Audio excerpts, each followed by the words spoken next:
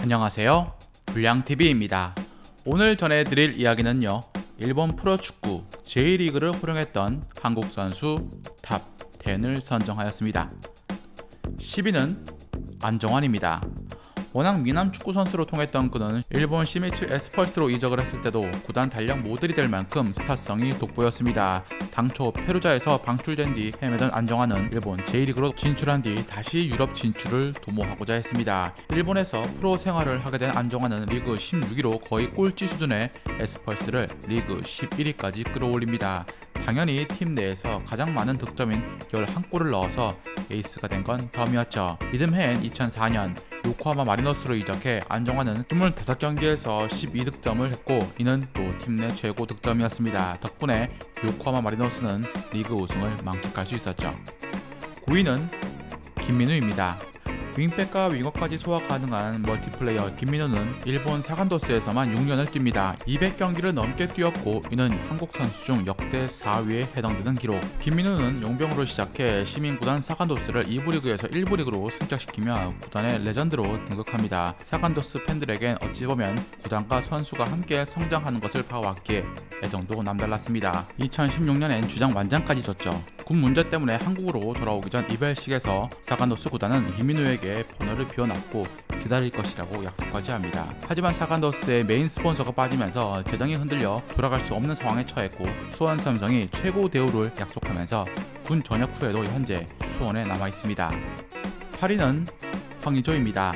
2017년 간바 오사카로 향한 황의조는 71경기 동안 35골을 폭발시키며 역대 J리그 한국인 중 최고의 임팩트를 남깁니다. 보통 K리그에서 J리그로 이동하는 선수들이 많은데, 황의조는 한 단계 더 나아가서 유럽 5대 리그로 진출한 최초의 선수가 됩니다. 뛰어난 임팩트를 남긴 덕에 개인 수상도 이어집니다. 2018년 리그 득점 3위임에도 그는 리그 베스트 11에 선정되었고, 특히 2018년 후반기엔 리그 연속 6경기 득점에 성공합니다. 덕분에 간바 오사카는 강등 직전에서 9-4-1승으로 살아나기도 했죠. 놀라운 활약이 있었던 황의조였지만 간바 오사카가 세대 교체로 팀이 흔들리면서 2014년 트래블을 이루었던 황금기와 너무가 대조가 된 팀 상황이 아쉬웠습니다.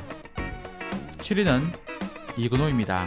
2009년 이그노는 파리 생제르맹 이적설을 뒤로하고 일본 주빌로 이와타로 향합니다. 브라질 용병 선수를 선호했던 당시 일본 분위기에 이그노는 큰 기대를 받지 못했지만 그는 8경기에서 5골, 5도움의 대반전을 씁니다. 한동안 슬럼프를 겪던 이그노가 다시 부활한 건 2011년이었습니다. 왕성한 활동량을 기반으로 그의 플레이가 국대와 클럽을 가리지 않고 넘나들었고, 소속팀 간바 오사카에서 리그 15골 그리고 15개의 도움을 올리면서 리그 최고의 공격수로 올라섭니다. 이는 1998년 김도훈이 일본 리그를 폭격을 할 때보다 능가하는 파괴력이었습니다. 덕분에 간바 오사카는 리그 3위에 오르며 챔피언스리그 티켓을 따냅니다.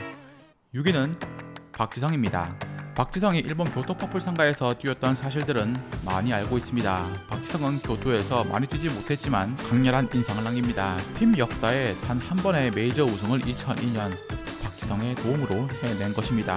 박지성은 2001년 2부 리그 우승을 시키고 올라온 뒤 1부 리그에서 1왕배 우승을 이뤄냅니다. 이때 박지성은 이미 네덜란드 아인토벤과 계약을 하고 난 뒤 교토와 계약 기간이 끝난 뒤였습니다. 박지성은 자신을 키워준 팀에 대한 애정으로 계약 기간이 끝났지만 마지막 결승전을 무보수로 뛰었고, 팀의 창금 같은 동점골 그리고 마지막 역전골을 어시스트하면서 구단 역대 최고의 전설로 등극합니다.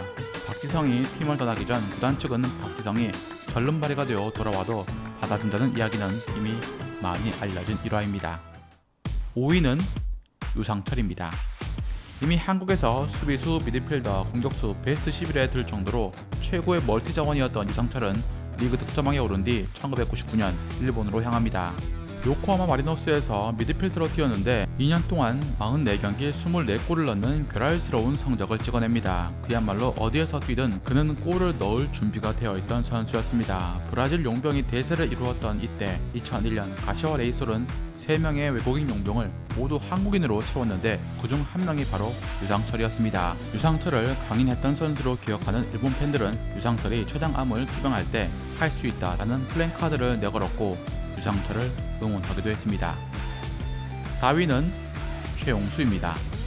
아시아에선 그 누구도 범접할 수 없었던 독수리 최용수는 2001년 일본 리그로 진출합니다. 당시 한국 선수 최고 이적료인 30억에 제프 유나이티드로 팀을 옮겨 리그 득점 2위에 오릅니다. 당시 리그 득점 랭킹 1위부터 4위까지 모두 브라질, 크로아티아 용병이었는데 최용수가 떡하니 2위에 이름을 올린 것입니다. 다음엔 16골로 공동 득점 5위에 올랐는데 10위 안에 브라질 선수가 7명이었던 걸 감안하면 놀라운 수준이었습니다. 제프 유나이티드의 팀 득점은 리그 16개 팀 중 15위였으니 얼마나 최용수의 의존이 심했는지 알 수 있는 부분이었습니다.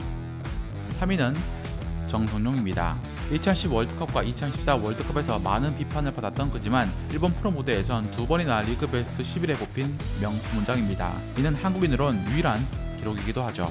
2016년부터 가와사키 프론탈레 소속인 그는 뛰어난 선방으로 팀을 3번이나 우승을 시킵니다. 리그컵이나 각종 대회를 모두 합하면 5년 동안 팀에 안겨준 우승컵만 7개, 가와사키의 리그 첫 우승을 안겨준 것도 정성용이 영입되고 난 뒤였습니다. J리그에서 496경기를 뛰며 세레소 오사카의 전설을 쓰고 있는 김진영 골키퍼도 아직 리그 우승이 없으니 말입니다. 2016년부터 국가대표에서 멀어진 그지만 그는 클럽에서 0점대 방어율을 계속 기록해왔고 36살에 노장이 된 그지만 여전히 팀의 수호신으로 활약하고 있습니다. 2위는 황선홍입니다.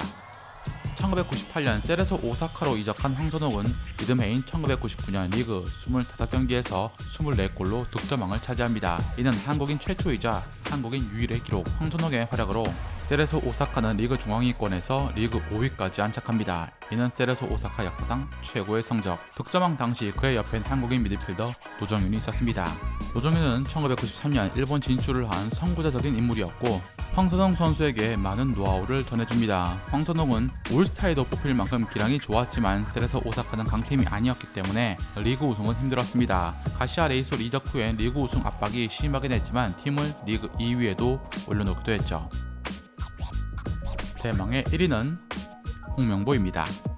역대 아시아 최고의 리베로 홍명보가 일본 무대로 향한 건 1997년이지만 본격적으로 활약이 눈에 띈 것은 1999년 가시와 레이솔 이적 후입니다. 홍명보 영입 후 가시와 레이솔은 수비에 안정감이 더해졌고 실점률은 이전 해와 비교해서 절반 이하로 떨어집니다. 거기에 황선홍, 유상철까지 영입해 코리아 삼총사를 구축, 리그 3위권까지 도약했죠. 특히 1999년 홍명보는 1왕배 준결승전에서 전국 카드를 감수한 반칙으로 상대 역습을 막아냈고 이 스노우볼은 가시와 레이솔을 결승까지 올려놓게 만듭니다.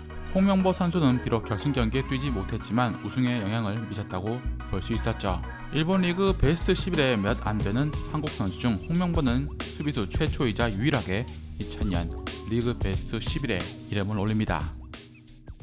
즐겁게 보셨다면 구독과 좋아요 클릭을 부탁드립니다. 다음 이야기에선 2000년대 후반 라리가 최고의 미드필더 중 한 명으로 여러 포지션을 두루 소화 가능했던 천재 한 분에 대해서 소개해 드리고자 합니다.